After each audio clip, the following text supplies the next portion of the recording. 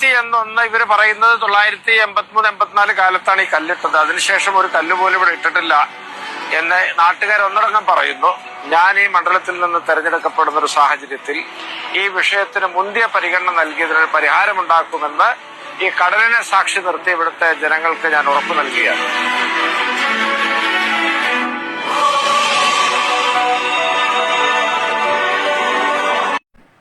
പ്രിയപ്പെട്ടവരെ, എല്ലാവർക്കും സ്നേഹ നമസ്കാരം. ഞാൻ ഷാവുത്തക്കൻ. നമ്മുടെ പൊന്നാനി മണ്ഡലം UDF സ്ഥാനാർത്ഥി ശ്രീ നൗഷാദ് അലിയുടെ നമുക്ക് തന്നിട്ടുള്ള ഒരു ഉറപ്പാണ്, ഒരു വാക്കാണ്, ഒരു പ്രഖ്യാപനം. എന്താണ്? തീരദേശ മേഖലയിൽ ഇതുവരെ ഉണ്ടായിട്ടുള്ള സംഭവവികാസങ്ങളുടെ അടിസ്ഥാനത്തിൽ അദ്ദേഹം വിജയിച്ചു വരികയാണെങ്കിൽ തീർച്ചയായിട്ടും മുന്തിയ പരിഗണന കൊടുക്കുമെന്നാണ് പറഞ്ഞത്. ഏതായാലും എനിക്ക് അതിനോട് ചേർത്ത് പറയാനുള്ളത്, കേവലം ഒരു കല്ലിട്ട് മറ്റു ഇടങ്ങളിലൊക്കെ ചെയ്തതുപോലെ ചെയ്യുന്നതിൽ അർത്ഥം ഇല്ല.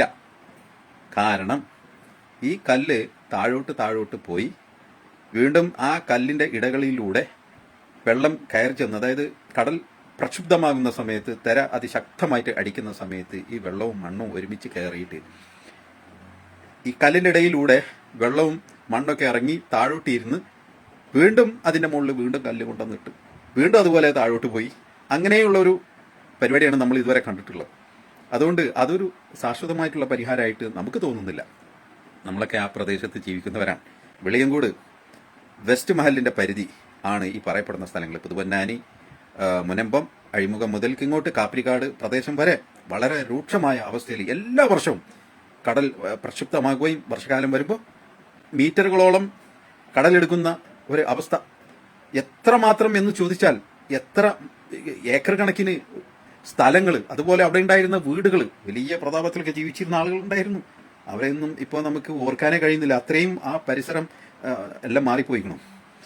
അപ്പം ഞാൻ പറയുന്നത്, വെളിയങ്കോട് വെസ്റ്റ് മഹലിന്റെ പരിധിയിൽ ആ മക്ബറകളും ആ സമീപ പ്രദേശങ്ങളും സ്കൂളുകളും മദ്രസകളും അടങ്ങിയിട്ടുള്ള വലിയ ഒരു ആയിരക്കണക്കിന് കുടുംബങ്ങൾ ജീവിക്കുന്ന ഒരു ഭാഗമാണതൊക്കെ.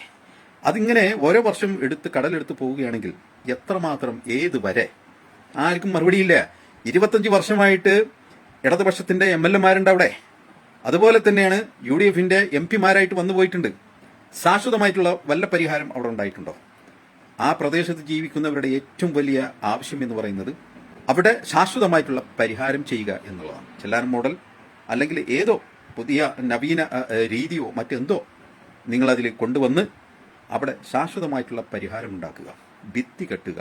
ഒരിക്കലും കടലെടുത്ത് ഇനി ഒരു ഇഞ്ച് ഭൂമി പോലും പോകാൻ പറ്റാത്തൊരു അവസ്ഥയിലുള്ള ശാശ്വതമായിട്ടുള്ള സംവിധാനങ്ങൾ ചെയ്യുക എന്നുള്ളതാണ്. പിന്നെ ഇപ്പോൾ ചില ആളുകളൊക്കെ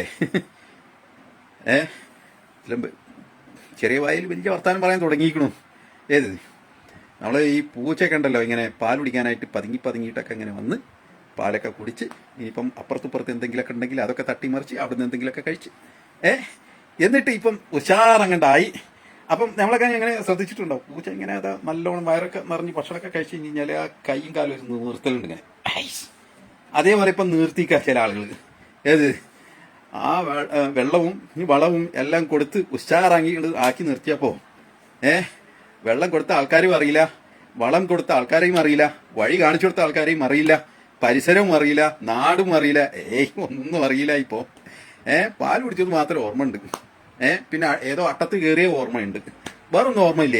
ഓർമ്മ ഉണ്ടാവില്ല, ഓർമ്മ വരുത്തും പൊന്നാനി മണ്ഡലക്കാർ തീർച്ചയായിട്ടും. നമുക്ക് കാണാം വഴിയെ. ഏതായാലും ശ്രീ നൗഷാദ് അലിയുടെ ആ ഒരു പ്രഖ്യാപനം, ആ ഒരു വാക്ക് അക്ഷരാർത്ഥത്തിൽ അത് പുലരുന്നത് നമ്മൾ പ്രതീക്ഷിക്കുകയാണ്. തീർച്ചയായിട്ടും എല്ലാവിധ വിജയാശംസകളും നേരുകയാണ്. Thank you.